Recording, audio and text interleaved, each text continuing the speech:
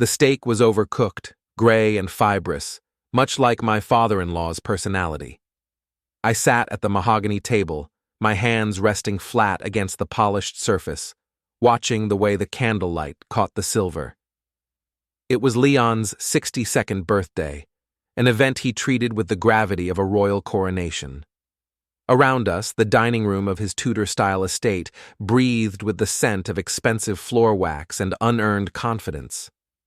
"Owen, pass the salt," Leon said. He didn't look at me. He never did when he was about to do something particularly cruel. It was his tell, a momentary withdrawal of eye contact before he swung the metaphorical axe. I slid the crystal shaker toward him. It moved across the wood with a soft, sliding hiss. "Here you go, Leon." "You know," Leon started, shaking the salt over his plate with aggressive rhythmic thumps. "I saw the quarterly logistics report this morning.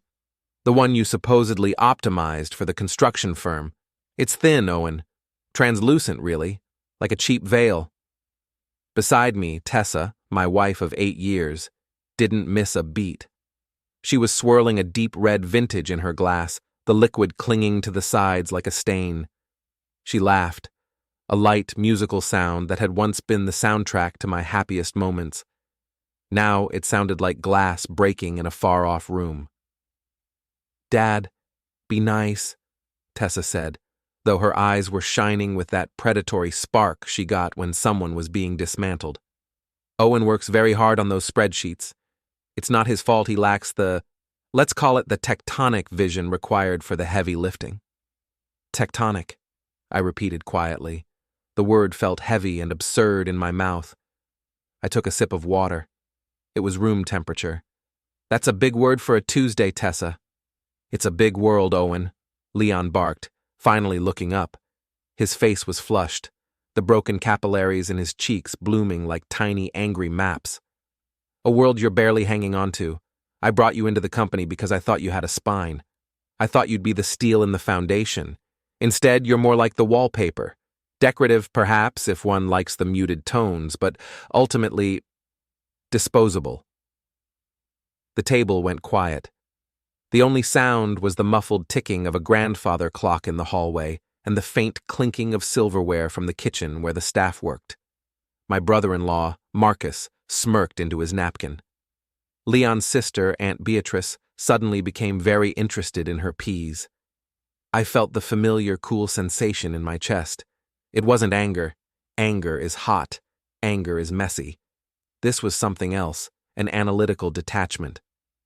I looked at Leon, seeing not the titan of industry he imagined himself to be, but a man whose entire empire was built on a series of complex, interlocking systems he didn't even know existed. I had built those systems. I was the one who had quietly rerouted the supply chains when the port strikes hit. I was the one who had negotiated the private equity buy-ins under a shell agreement that kept his name on the masthead while protecting the assets from his own impulsive litigation. "Disposable," I said, my voice level. I didn't let it shake. I didn't let the sarcasm bite too hard yet. "That's an interesting assessment, Leon. Considering the logistics platform I built handles 40% of your overhead efficiency." Leon waved a hand, dismissing the fact as if it were a stray fly. "Software, Owen, lines of code. Anyone can hire a kid from a tech school to do that. You're a manager, not a visionary. And frankly, Tessa needs a visionary. She needs someone who matches her altitude." Tessa leaned back, her silk blouse shimmering. She looked at me, and for a second, I saw the truth. She didn't just agree with her father. She was bored of me. She had mistaken my silence for weakness and my efficiency for insignificance. "He's right, Owen," she said, her voice dropping the performative sweetness. "We've been talking. Maybe it's time you transitioned out. Not just from the firm, but generally. We're moving at different speeds. I'm tired of waiting for you to catch up." She didn't say the word divorce, but it hung in the air thick and suffocating. She hinted at finding someone better with a tilt of her head that suggested she might already have someone in mind. Probably some vice president with a loud car and even louder opinions. I looked around the table.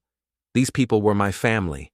I had spent a decade protecting them, smoothing over Leon's legal oversights, fixing Tessa's professional blunders before they became public scandals, and ensuring the Price legacy remained intact.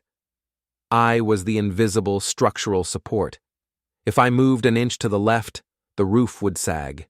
If I stepped out entirely, the house would come down. They truly believed I was the wallpaper. "I see," I said. I placed my cloth napkin on the table, folding it into a perfect, sharp-edged square. I stood up slowly. "I appreciate the clarity, Leon. And you too, Tessa. It's always helpful to know exactly where one stands." "Sit down, Owen," Leon commanded, though there was a flicker of uncertainty in his eyes at my lack of an outburst. "We aren't finished with the lecture." "Actually, we are," I said. I smiled at him, a thin, precise movement of the lips. "I've suddenly realized I have a great deal of work to do. If I'm as disposable as you say, I should start making arrangements for my departure immediately." "Don't be dramatic," Tessa sighed, rolling her eyes. "Just finish your dinner." "I've had quite enough, thank you." I walked out of the dining room. My footsteps were silent on the thick Persian rug. I didn't look back at the table, where the laughter resumed almost the second I cleared the doorway. I could hear Leon making a joke about my fragile ego and Marcus guffawing. I moved through the foyer, grabbed my coat from the mahogany rack, and stepped out into the cool evening air. The city lights glowed in the distance, a sprawling grid of interconnected dependencies. To anyone else, it was a mess of traffic and neon. To me, it was a map. I climbed into my car, a sensible German sedan that Leon often mocked for being too quiet. I sat in the darkness for a moment, the dashboard lights casting a pale blue glow over my features. I looked at the steering wheel, my hands steady. I thought about the server architecture at Price Construction. I thought about the private keys to the escrow accounts I had set up to bypass the standard audits. I thought about the 3 major investors who only stayed with the firm because I personally managed their portfolios through a side-channel agreement Leon didn't even have the password to access. They thought they were the ones discarding me. They didn't realize that I was the one who had been holding the world together for them, and I was tired of the wait. I pulled my phone from my pocket. My thumb hovered over a contact labeled Sector 4. It was a direct line to the lead auditor at the firm that handled Leon's most sensitive procurement contracts. I hit dial. It picked up on the 3rd ring. "Hello?" a voice asked, sounding surprised at the late hour. "It's Owen," I said. My voice was calm, controlled, and utterly devoid of the bitterness I felt. "I'm calling about the contingency plan we discussed last year. The one regarding the structural dissolution of the logistics oversight." "Owen? Is everything okay?" "Everything is fine," I said, watching the silhouette of the Price estate through the windshield. The lights in the dining room were bright, a warm glow of people who felt safe and superior. "I'm just ready to unwind what I built. Let's start with the procurement blocks. Release the hold on the secondary audits. All of them." There was a pause on the other end of the line. "Are you sure? That will trigger a complete system freeze within 48 hours. Leon won't be able to move a single cent without a manual override he doesn't have." "I'm sure," I said. I ended the call. The silence that followed was the most peaceful thing I had heard in years. I put the car in gear and began to drive away from the house, leaving the bright lights and the loud voices behind. They wanted a visionary. I was going to show them exactly what a vision looked like when it was focused entirely on the absence of support. As I reached the end of the long, winding driveway, my phone buzzed in the cup holder. A text from Tessa. "Don't bother coming back tonight. I've put your things in the guest suite. We'll talk about your severance on Monday." I didn't reply. I didn't need to. By Monday, the word severance would have a completely different meaning for the Price family. I turned onto the main road, the engine humming a low, predatory note. The first thread had been pulled. The rest would follow, not with a bang, but with the quiet, inevitable snap of a tether under too much tension. I took a deep breath, the cold air filling my lungs. For the first time in a decade, I wasn't thinking about how to save Leon's company. I was thinking about how much it weighed and how far it would fall once I stopped carrying it. I smiled, and this time, the reflection in the rearview mirror showed a man who was no longer just the quiet observer at the table. I was the architect of the exit. The office was a graveyard of ambition at 3 a.m, though I preferred to think of it as a machine in its cooling phase. The Price Construction headquarters sat in a glass and steel tower that overlooked the river, a monument to Leon's ego. He liked the height. He liked looking down on the city as if he were a feudal lord surveying his fiefdom. What he never understood was that the taller the tower, the more it relied on the integrity of the invisible fasteners. I swiped my badge at the side entrance. The light turned green with a soft, electronic chirp. It was a sound of permission, one that Leon and Tessa assumed was a birthright. To me, it was a sequence of binary code that I had personally encrypted 3 years ago when the board of directors demanded a security overhaul. I hadn't just overseen the project. I had written the backdoors into the firewall myself, tucked away under layers of legacy maintenance protocols. I stepped into the elevator. The ascent was silent. In the polished chrome of the elevator doors, I saw a man who looked exactly like the one they had mocked at dinner. Muted tie, sensible haircut, eyes that didn't demand attention. It was a perfect camouflage. People don't look at the foundation of a house while they're admiring the crown molding, and they certainly don't look at the man who ensures the servers don't overheat. When I reached the 14th floor, the nerve center of the company's operations, the motion sensor lights flickered on, blooming across the open-plan office like a slow-motion wave. I walked past rows of empty desks, past the Employee of the Month plaque that had never featured my name, and straight to the server room at the back. Leon thought his success was the result of his tectonic vision, as Tessa so eloquently put it. He believed he won contracts because he was loud and wore expensive suits. He didn't realize that 6 years ago, when the company was on the verge of a liquidity crisis, I was the one who had mapped out a recursive procurement strategy. I had created a system where we leased equipment from ourselves through a series of offshore holding companies, effectively turning a massive tax liability into a revolving line of credit. Leon signed the papers I put in front of him, grunting about boring paperwork, never realizing he was essentially committing to a financial architecture that only I understood. I sat down at the main terminal and began to pull up the archives. I remembered the first time I realized how much power I actually held. It was 2018. Leon had offended a major steel supplier, a man just as stubborn and arrogant as he was. The supplier had pulled our credit line, threatening to halt 3 major hospital projects. Leon had spent the afternoon screaming at his secretary and throwing a crystal decanter against a wall. He was ready to declare bankruptcy.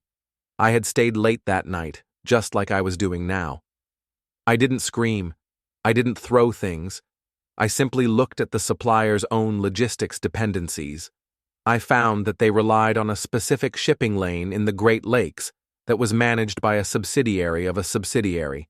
I made 3 phone calls, moved a few logistics fees around, and by the next morning, the supplier was calling Leon to apologize. Leon thought it was his intimidation that did it. He walked around the office for a week like a rooster. I just went back to my spreadsheets. Now I watched the cursor blink on the screen, a steady heartbeat of potential energy. I began the extraction. I wasn't stealing money. That was for amateurs and people who wanted to spend their lives looking over their shoulders. I was reclaiming my intellectual property. Every efficiency protocol, every automated bidding script, and every proprietary logistics algorithm I had developed over the last decade was technically mine, filed under a consulting firm I had registered in Delaware before I even married Tessa. I had licensed them to price construction for a nominal fee of $1 a year. Leon had never read the fine print. He had just seen the $1 figure and laughed at how cheap I was. I began to revoke the licenses. One by one, the core systems that ran the company's day-to-day operations began to revert to their base, unoptimized states. Without my scripts, the bidding process for the new stadium contract would become a manual nightmare of human error.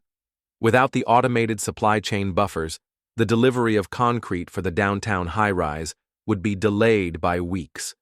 The tectonic vision was about to meet the reality of a manual shovel. As the progress bar crept toward completion, a heavy footfall echoed in the hallway. I didn't jump. I didn't even close the laptop. I simply waited. A security guard appeared in the doorway, his flashlight cutting a bright circle across the server racks. He was a younger guy, someone I'd bought coffee for a dozen times. "Mr. Price, is that you?" "Hello, Marcus," I said, leaning back in the chair. "Just doing some late-night maintenance. The system was showing some instability after the dinner tonight." He lowered the light, looking sheepish. "Oh, sorry, sir. I didn't think anyone would be in this late. Especially not, well, after the party." "The party was informative, Marcus. It gave me a lot to think about regarding the future of the company's infrastructure." He nodded, not really understanding. To him, I was just the quiet guy from the C-suite who actually remembered his name. "Well, don't stay too late, sir. My shift ends at 4 and I'd hate to lock you in." "I'm almost finished," I said. "I'm just clearing out some old cache files, making room for something new." He lingered for a second, his radio crackling with static. "You okay, Mr. Price? You look different tonight." "I feel lighter, Marcus. It's amazing how much weight you can lose when you stop carrying things that don't belong to you." He gave a confused half-smile and moved on, his footsteps fading into the distance. The tension in the room hadn't come from fear of being caught. It came from the sheer proximity of the collapse I was initiating. I wasn't just leaving a job, I was removing the skeleton from a body. I turned my attention back to the screen. The extraction was complete. All the proprietary code was now sitting on an encrypted drive in my pocket. But there was one more thing I needed to see. I navigated deep into the company's private communication logs, the ones Leon thought were encrypted beyond any IT manager's reach. I found the folder labeled Strategic Partnerships. Inside were emails between Leon and my former colleague, Greg. Greg had been the one person at the firm I thought I could trust. We had started in the same tier, worked the same grueling hours. The emails dated back 18 months. "Owen's too cautious," Greg had written. "He's obsessed with redundancy and risk management. If we bypass his protocols, we can increase the margin on the West Side project by 20%. He won't even notice. He's too busy staring at his data sets." Leon's reply was short. "Do it. He's a bean counter. Give him a title and a raise and he'll keep his head down. He's loyal like a dog, and just as easy to distract." I felt a dry, sarcastic laugh bubble up in my throat. They really did think they were the wolves. They thought I was the golden retriever sitting by the door, happy for any scrap of attention they deigned to throw my way. They didn't realize that while they were busy bypassing my protocols for a quick 20%, they were inadvertently removing the very safety nets that kept the company from legal scrutiny. By bypassing my redundancies, they had left a trail of irregularities that would look very interesting to an outside auditor. Not illegal, at least not yet, but incredibly fragile. The kind of fragility that requires a very specific, very quiet hand to manage, and that hand was currently closing its laptop. I stood up and looked around the server room. The blue and green lights blinked in the dark, an army of obedient soldiers. Within 48 hours, those lights would turn amber, then red. The cooling fans would spin faster as the unoptimized code struggled to process the workload. The internal temperature would rise. just like the temperature in Leon's boardroom on Monday morning. I walked out of the office, the lights shutting off behind me in a reverse wave. I felt a strange sense of nostalgia as I passed Tessa's office. Her desk was immaculate, decorated with photos of us at various charity galas. In every photo, she was looking at the camera, and I was looking at her. She looked radiant, powerful, and utterly convinced of her own permanent place in the world. She had told me tonight that she was tired of waiting for me to catch up. She wouldn't have to wait much longer. By the time I was finished, she would be looking back at this version of her life from a distance she couldn't yet comprehend. I took the stairs down instead of the elevator. My legs felt strong, my mind sharp. As I reached the lobby, I paused at the massive directory on the wall. Price, construction, and logistics. I reached out and traced the letters with my finger. It was a name built on a foundation of my labor, my intellect, and my silence. I had given them 8 years of my life, and they had rewarded me with a gray stake and a public dismissal. They thought they were throwing away a piece of old furniture. They didn't realize they were pulling the pin on a structural grenade. I stepped out into the night. The city was still quiet, the air crisp and biting. I walked toward my car, the encrypted drive heavy in my pocket. My access still worked. Nobody had thought to revoke it yet. They wouldn't think to do it for days. Leon probably thought I was at home, crying into a pillow or drafting a pathetic apology letter. He had no idea that I had already begun the process of unwinding him. I reached my car and sat inside, but I didn't start the engine. I pulled out my phone and looked at the irregularities I had discovered in the West Side project files, the ones Greg and Leon had optimized behind my back. It was worse than I thought. They hadn't just been greedy, they had been sloppy. They had ignored the load-bearing requirements for the foundation pilings to save on material costs, masking the deficiency with a digital workaround I had originally designed for a completely different purpose. I stared at the data. It wasn't just a financial risk. It was a physical one.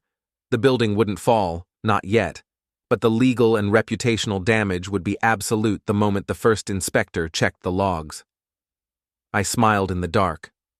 Leon had wanted tectonic vision. I was about to give him an earthquake. I started the engine and pulled out into the street. The first phase was complete. I had the keys, I had the evidence, and I had the silence. The next step was to let the world start to wobble. The morning air felt thin and sharp, like a razor-edged sheet of paper. I spent the early hours in a diner 3 towns over from our suburb, sitting in a vinyl booth that smelled of burnt coffee and industrial cleaner. On my laptop, I watched the digital heartbeat of price construction begin to skip. It started with the small things, a failure in the automated payroll ledger for the subcontractors, a synchronization error in the heavy machinery scheduling app. To an outsider, it looked like a glitch. To me, it was the first tremors of a landslide. I opened my personal brokerage account. For years, I had held a significant portion of my compensation in the form of non-voting equity units, a generous gift from Leon that he assumed would keep me tethered to his whims. He viewed these shares as a leash. He didn't realize that the paperwork he'd signed in a Scotch-induced haze 5 years ago allowed for a unilateral liquidation if the company's internal debt-to-equity ratio shifted beyond a specific, narrow window. By revoking my proprietary logistics licenses and triggering the unoptimized cost spikes I'd set in motion last night, I had artificially forced the company's valuation into that exact window. I clicked Execute. The withdrawal was silent. 11% of the company's liquid operating capital vanished from their primary accounts, moving into a secure, diversified trust under my name. It wasn't a theft. It was a scheduled redemption. Leon would get a notification on his phone in approximately 20 minutes, but by then, the transaction would be deep within the clearinghouse architecture. Next, I turned my attention to the investors. I had spent a decade building relationships with 3 specific men who provided the private equity that kept Leon's larger projects afloat. These men didn't like Leon. They found him loud, unpredictable, and exhausting.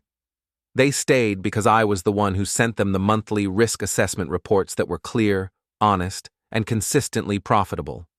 I sent a single BCC'd email to all three of them from my private account. Gentlemen, I am transitioning away from my role at Price Construction effective immediately. As a courtesy, I am attaching the raw, unoptimized data sets for the West Side project. I suggest you compare these to the projections Leon's office will provide this afternoon. My oversight of your portfolios has concluded. I didn't ask them to pull their funding. I didn't have to.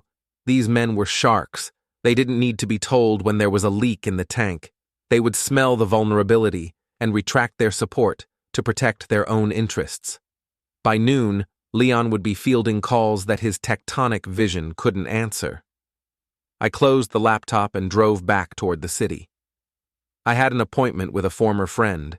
Greg was waiting in the parking garage of a high-end athletic club where he spent his lunch hours trying to network with men who actually owned their own companies.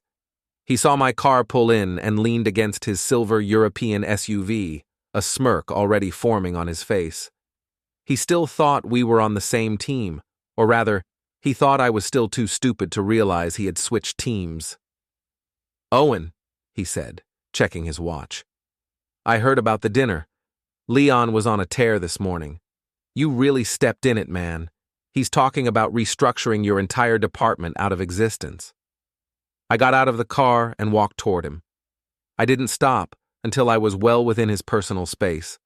Not aggressively, just close enough that he had to tilt his head back to maintain eye contact. I saw the smirk falter. "The West Side project, Greg," I said. My voice was low, hitting a frequency that seemed to vibrate in the concrete around us. "The foundation pilings. You bypassed the load-bearing sensors in the software to hide the material shortage." Greg's face didn't go pale. He wasn't that transparent, but his eyes darted toward the exit ramp. "I don't know what you're talking about. We optimized the procurement. Leon approved the margins." "Leon doesn't know the difference between a load-bearing sensor and a light switch," I said. "But I do. I wrote the code you used to mask the data. And last night, I removed the mask. The raw data is currently sitting in the inboxes of our three largest investors. They're probably reading about your optimizations right about now." Greg reached out, perhaps intending to pat my shoulder in a condescending display of camaraderie, but he froze when I didn't move. "Owen, wait. We can fix this. If the investors pull out now, the whole project goes into receivership. Leon will lose the estate. He'll lose everything." "I know," I said. I leaned in a fraction closer. "And when the regulatory board comes looking for the person who signed off on the digital override, they're going to find your credentials, not mine. I was at dinner being disposable while you were logged into the system, Greg." You set me up," he hissed, his voice cracking. "No," I corrected him calmly. "You set yourself up when you decided that my silence was a sign of absence. I wasn't away, Greg. I was the floor you were standing on. I just decided to step back." I turned and walked away. I could hear him shouting something behind me, a desperate string of justifications, but I didn't listen. He was a secondary system, a component that was already failing. By 2:00, the humiliation began in earnest. I spent the afternoon in a public park across from the municipal building, watching through the window of a nearby cafe. Leon was scheduled to present the progress report for the city's new transit hub, his legacy project. It was a televised meeting, a public display of the firm's supposed dominance. I had used my remaining access to the presentation server to make one small change. I didn't delete his slides. I simply replaced the estimated completion and budget efficiency graphics with the real-time, unoptimized data reflecting the current system failures. I watched the live stream on my phone. Leon stood at the podium, chest puffed out, radiating the kind of arrogance that only comes from decades of having other people fix your mistakes. He clicked the remote to show the first graph. Instead of a rising green line showing profit, a jagged red staircase appeared, detailing the 60% increase in logistics costs, that had triggered the moment my licenses were revoked. The room went silent. Leon paused, blinked, and clicked again. The next slide showed the audit trail of the West Side project, specifically the digital signatures of Greg and Leon authorizing the material bypasses. The murmurs in the gallery grew into a dull roar. Leon fumbled with the remote, his face turning a dark, mottled purple. He looked like a man trying to stop a flood with a toothpick. He looked toward the back of the room for his IT support, but the seat was empty. I wasn't there to save him. I wasn't there to divert the blame or glitch the screen into a convenient blackout. I turned off the phone. The exposure was complete. Leon Price, the titan of construction, had just publicly broadcast his own incompetence and ethical shortcuts to the very city council that held his permits. My phone began to vibrate. It was Leon. I let it ring. Then it was Tessa. I let that ring too. Then came the text messages. Tessa. Owen, what did you do? The council is asking questions. Dad is losing it. Call me now. Tessa. Owen, this isn't funny. The bank just called about a capital shortfall. Where are you? I waited until the sun began to set before I finally answered a call. It was Leon. His voice was no longer loud. It was thin, reedy, and vibrating with an uncertainty that bordered on terror. Owen, he said. He sounded like he was gasping for air. The accounts, the system, it's all falling apart. Nothing is working. The investors, they're talking about a forced buyout. I need you to come in. Right now. Fix the servers, Owen. I'll double your salary. I'll give you a seat on the board. Just make it stop.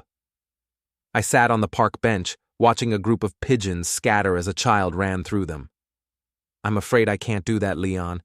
As you said at dinner, I'm just the wallpaper, and I've decided to move to a different room. Owen, listen to me, he pleaded. Tessa is distraught. She didn't mean those things she said. We were under stress. We're a family. No, I said, my voice as flat as a frozen lake. You're a hierarchy, and I'm no longer at the bottom of it. I'm just gone. Good luck with the audit, Leon. I hear the city inspector is particularly fond of tectonic visions. I hung up. The cliffhanger wasn't in what I had done, but in what I was about to do next. I drove toward the house, not the estate, but the house I had shared with Tessa. I knew she would be there, waiting, either to scream or to beg. She still believed she had leverage. She still believed that 8 years of history gave her a claim on my loyalty. I pulled into the driveway. The lights were on in every room, the house glowing like a beacon of panic. I walked up to the front door, inserted my key, and turned it.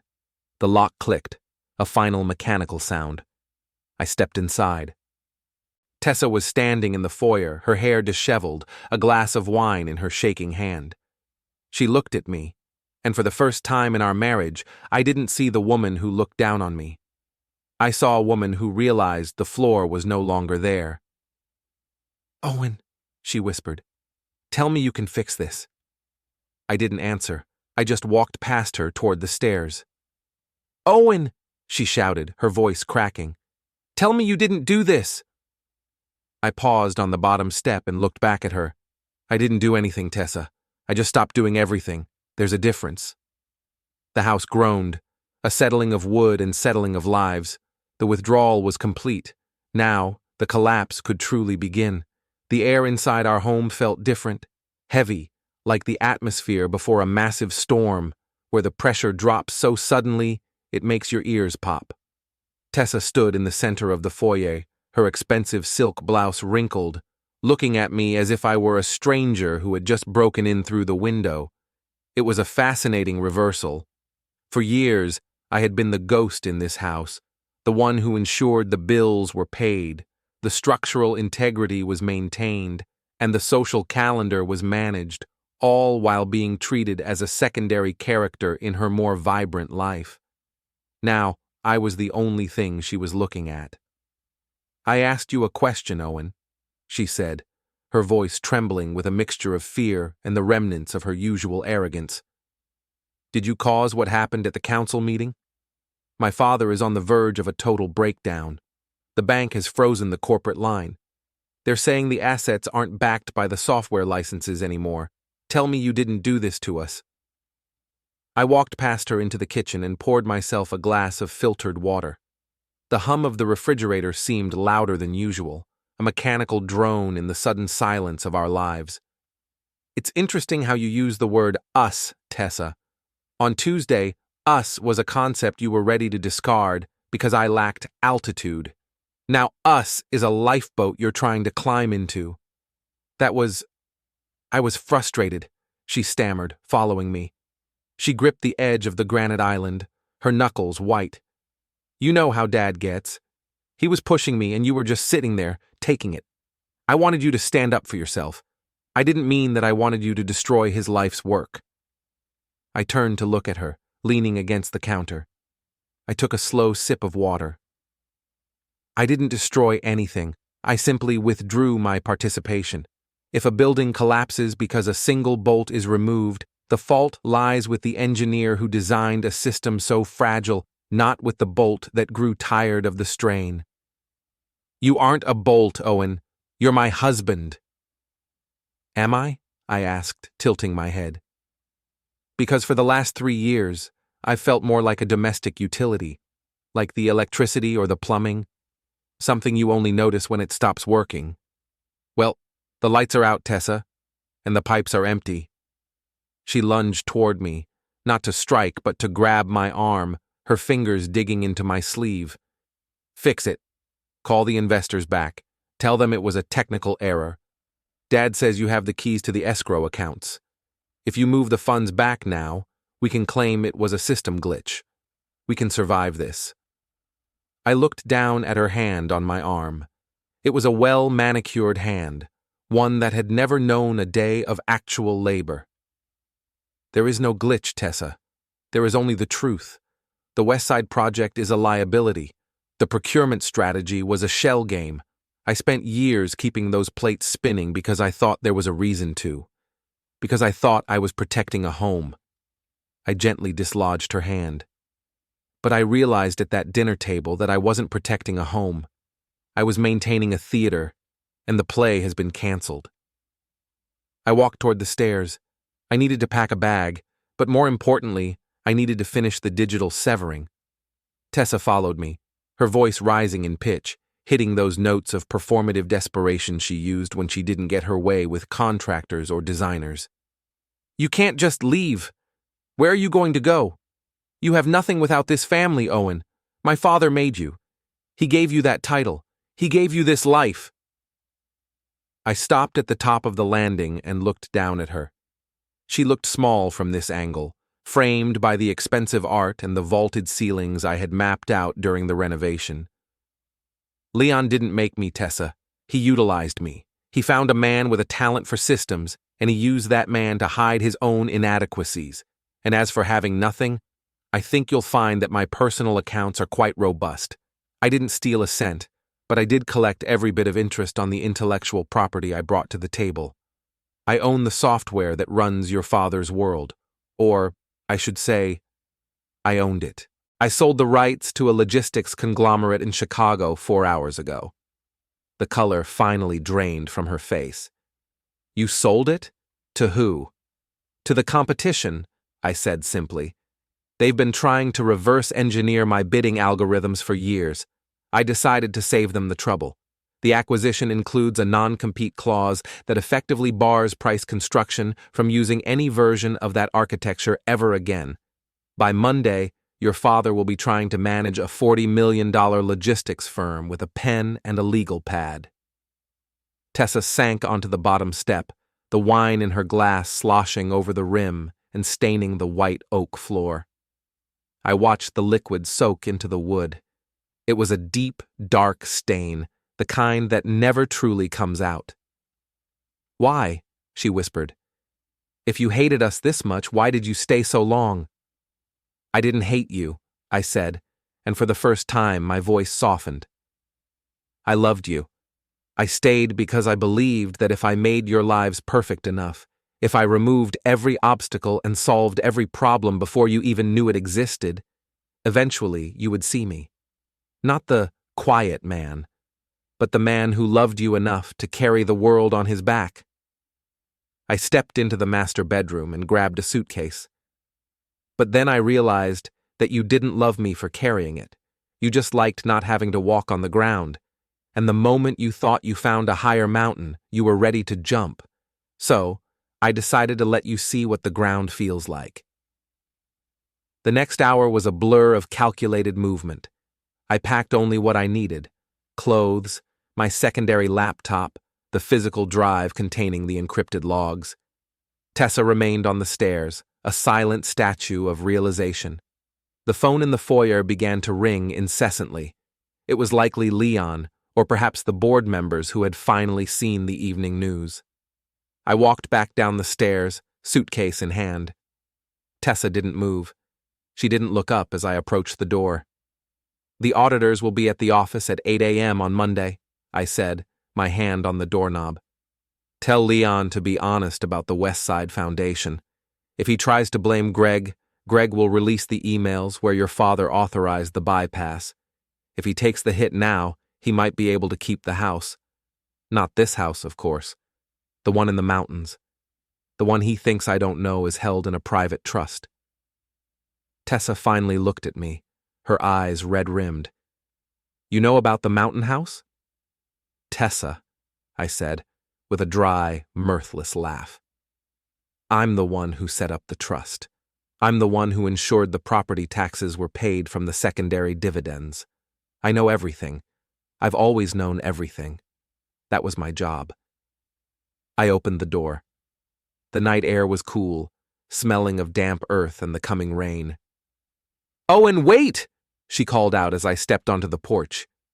She ran to the doorway, leaning against the frame. "What am I supposed to do? I don't know how to handle the bank. I don't know how to talk to the lawyers." "You're a Price," I said, looking back over my shoulder. "Use your altitude. I'm sure you'll find someone better to handle the details. That's what you said, isn't it?" I walked to my car and placed the suitcase in the trunk. The neighborhood was quiet, the streetlights humming with a steady, indifferent light. I looked back at the house without support. It looked grand and imposing, but I knew the truth. The digital heart had been removed. The financial scaffolding had been kicked away. It was just a shell now, waiting for the inevitable settling of the earth.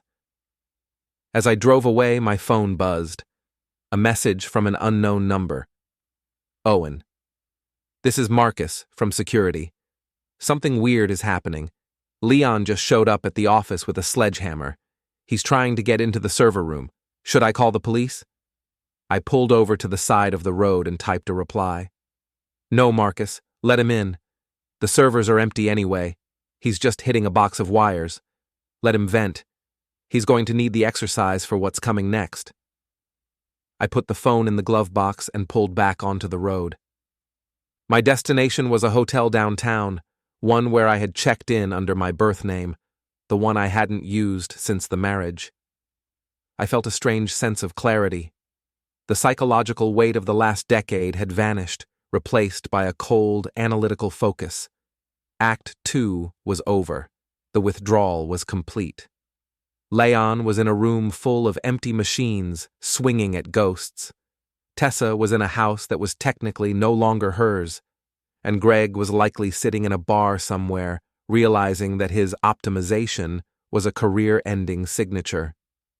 But there was one more player on the board, the silent enabler, the one who had watched the dinner, who had known about the West Side bypass, and who had whispered in Leon's ear that I was the weak link. My brother-in-law, Marcus. Not the security guard, but the brother who had provided the internal access Greg needed. The one who believed he had played both sides so safely that he would inherit the ruins of the empire once Leon fell, and I was gone. He was the most dangerous betrayal, because he had done it with a smile and a handshake every Sunday for years. I reached the hotel and checked into my room. It was on the 20th floor overlooking the city. I sat by the window and watched the lights of the Price construction tower in the distance. They were flickering. I opened my laptop one last time for the night. I didn't look at the bank accounts or the logistics logs. I looked at a single file I had labeled The Last Favor. It was the documentation of Marcus's private offshore accounts, the ones he had been using to skim from the West Side project before Leon even had a chance to mismanage it. The house was already down. Now, I just had to make sure the debris was cleared. I leaned back and closed my eyes. The silence of the hotel room was absolute. No ticking clocks, no ringing phones, no voices telling me I was disposable. The collapse was accelerating, and for the first time in my life, I wasn't the one trying to stop it. The view from the 20th floor of the hotel was panoramic, offering a clinical perspective of the city's industrial skeleton. From this height, the movement of the morning commute looked like a data stream, orderly, predictable, and entirely manageable. I sat by the window with a cup of black coffee, watching the sun hit the glass facade of the Price construction tower. Somewhere in that building, Leon was likely staring at a darkened monitor, and Marcus was likely sitting in his corner office, convinced he was the only one left with a hand on the wheel. I opened my laptop. It was time to address the silent enabler. My brother-in-law, Marcus, was a man who specialized in the middle ground. He lacked Leon's volcanic temper and Tessa's sharp-edged vanity, opting instead for a calculated passivity that allowed him to drift through the family business without ever attracting blame. He was the one who had quietly facilitated Greg's access to the bypass protocols, not out of malice, but out of a parasitic desire to see the company's traditional structures fail so he could rebuild them in his own image. I pulled up the file labeled The Last Favor. It was a comprehensive map of a secondary procurement loop Marcus had established 2 years ago. While Leon was busy shouting about vision, and I was busy maintaining the actual infrastructure, Marcus had been siphoning small, statistically insignificant amounts of capital into a private entity registered in the Cayman Islands. He thought he was being subtle. He thought that because the amounts were less than 1% of the total project overhead, they would be lost in the noise of my logistics reports. He had forgotten that I was the one who designed the noise cancellation filters. I hadn't reported him when I first discovered it.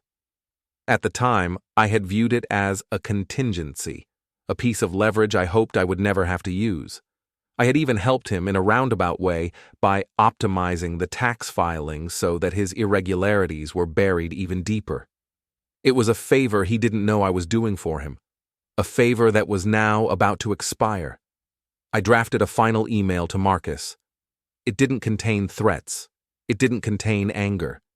It was simply a series of links to the ledger entries, the wire transfer confirmations, and the digital signatures he had used to authorize the offshore movements. Marcus, I wrote, I finished the final reconciliation of the West Side project, given the impending audit by the City Council and the private equity groups. These discrepancies will likely surface within 48 hours. I've taken the liberty of organizing them for you, so you aren't blindsided during the deposition. Think of it as the last favor I'll ever do for this family. I hit send. Then I turned my attention to the physical revenge, the ruin of Leon's most prized asset. Leon didn't care about money as much as he cared about his reputation as a builder. His crown jewel wasn't the tower downtown, it was the Price Plaza, a multi-use development currently under construction in the historical district. It was his legacy project, the one he intended to name after himself. It was also the project that relied most heavily on a proprietary soil stabilization software I had developed to compensate for the site's proximity to the river. I drove down to the construction site. It was Saturday morning, and the heavy machinery sat idle under a gray, overcast sky. The site was a sprawling maze of rebar and poured concrete, a skeleton of a dream that was already beginning to fail. I stood at the perimeter fence, watching the water of the river lap against the retaining walls. A security guard approached.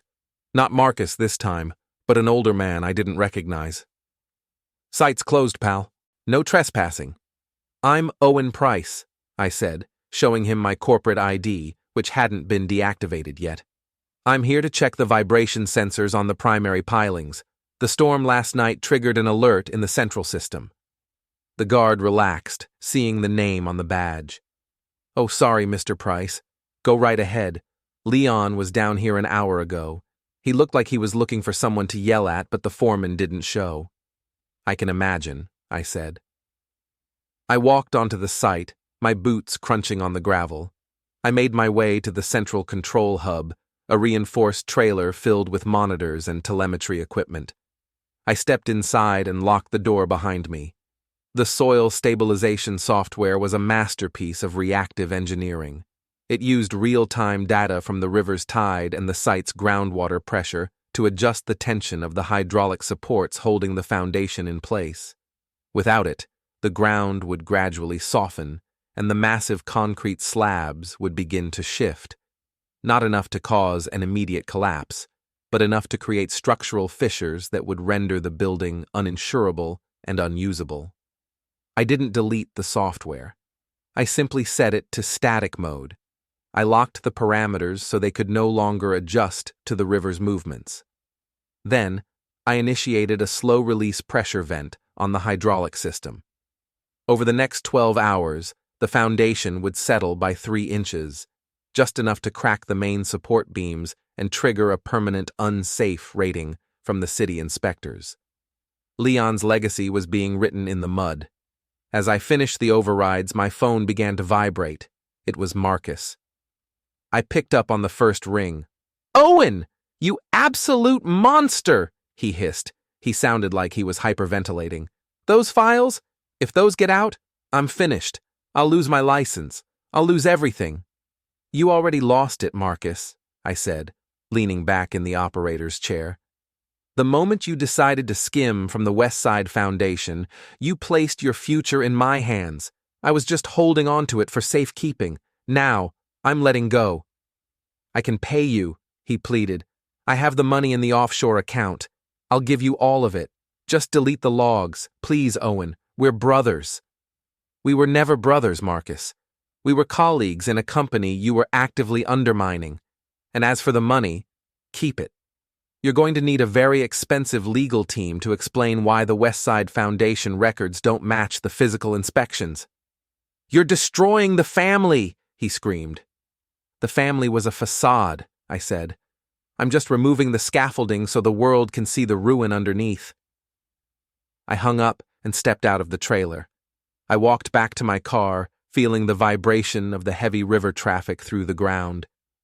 The site felt fragile now, a precarious arrangement of steel and stone that was no longer being managed by the mind that understood it. I drove back to the hotel. On the way, I saw a local news van heading toward the Price Construction Tower. The story was starting to break.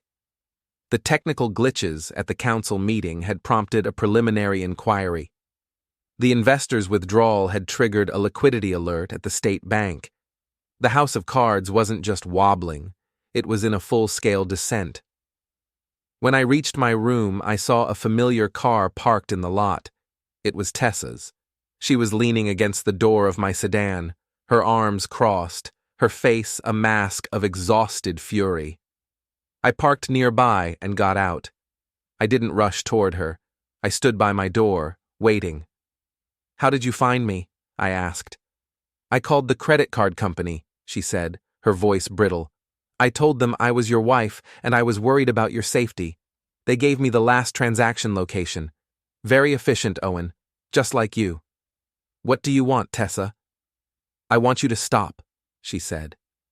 She walked toward me, her eyes searching mine for any sign of the man she used to be able to manipulate. "Dad is at the office trying to smash the server racks. Marcus is locked in his room, refusing to talk to anyone. The lawyers are circling. It's over, isn't it? You've won. You've shown us how powerful you are. Now please, just stop the bleeding." I looked at her, and I realized I felt nothing. No anger, no longing, not even the bitter satisfaction I had expected. She was just a person who had fundamentally misunderstood the value of the man standing in front of her. I can't stop it, Tessa. The systems I set in motion are autonomous. They don't require my input anymore. That's the beauty of a well-designed architecture. It follows the logic to its natural conclusion. Logic? She laughed, a harsh, jagged sound. Is it logical to destroy your own life? To burn down everything we built together? We didn't build anything together, I corrected her. I built a platform, and you used it to stand on. Now the platform is gone, and you're discovering that you never learned how to fly. She reached out to touch my face, a desperate final attempt at intimacy.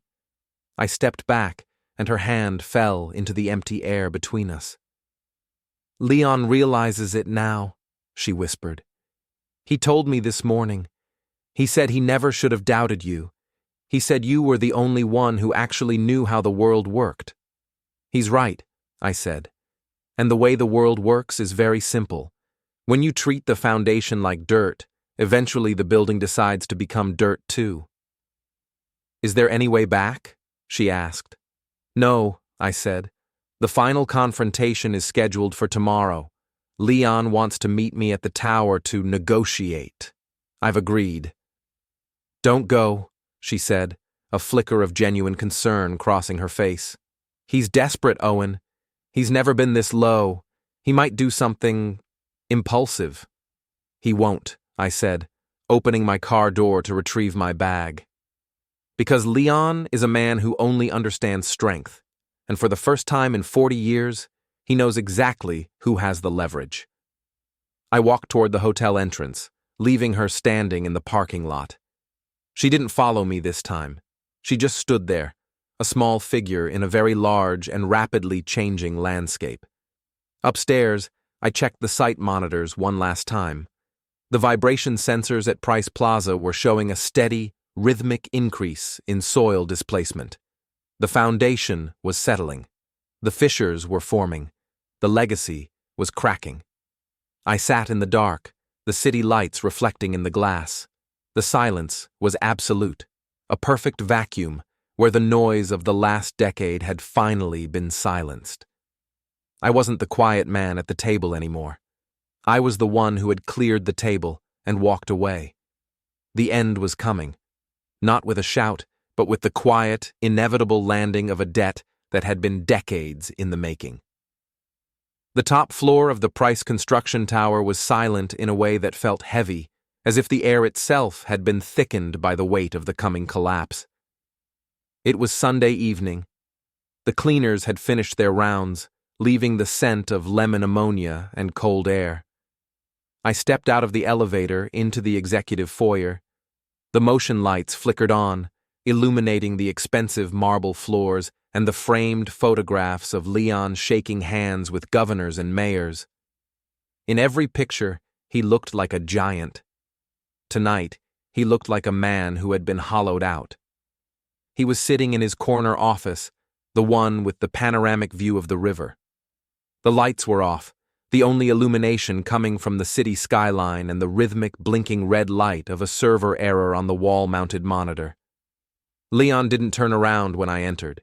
He stayed staring out at the Price Plaza site, where the red aviation warning lights on the cranes seemed to pulse like a warning.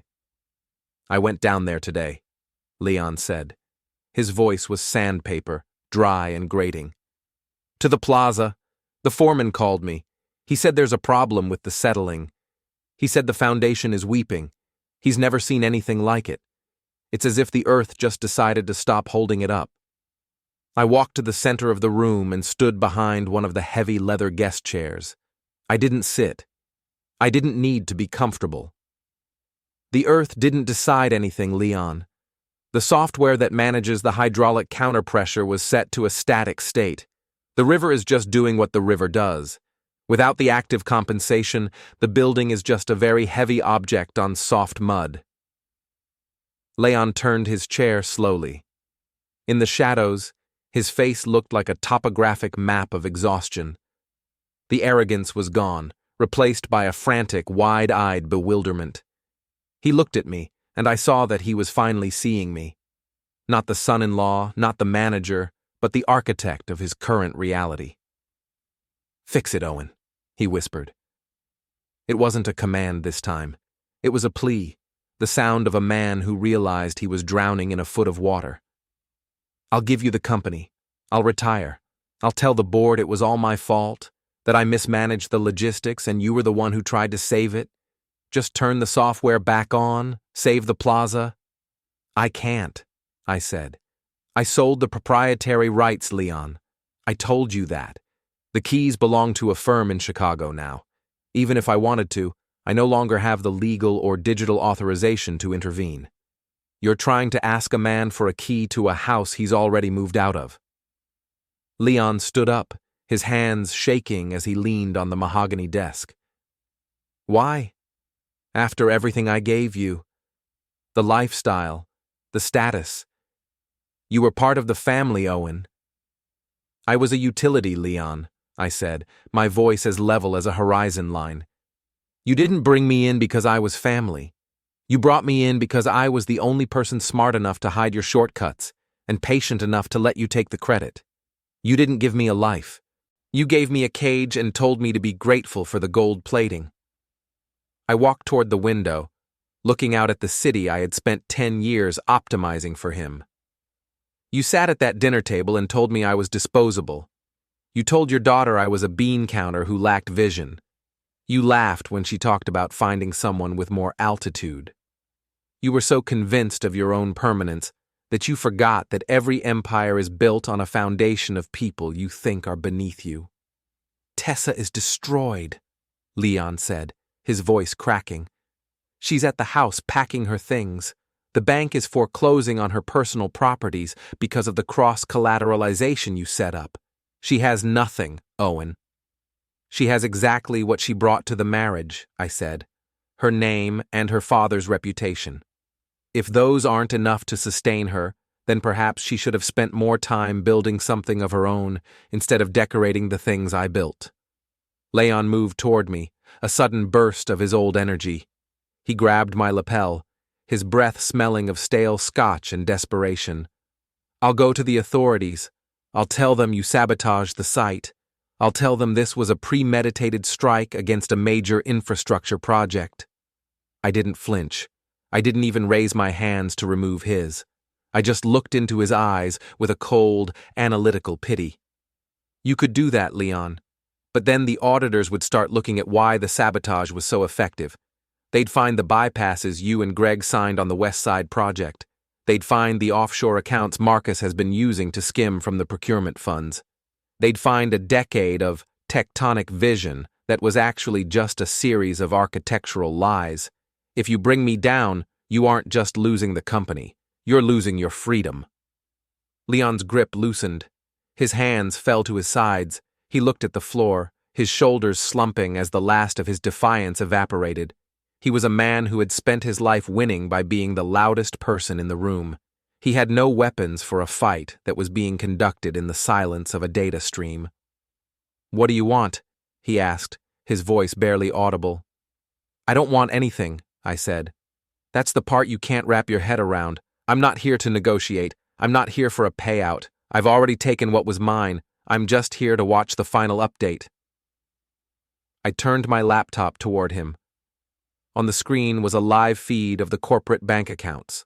The numbers were moving rapidly, ticking down as the automated clawbacks from the private equity firms began to trigger.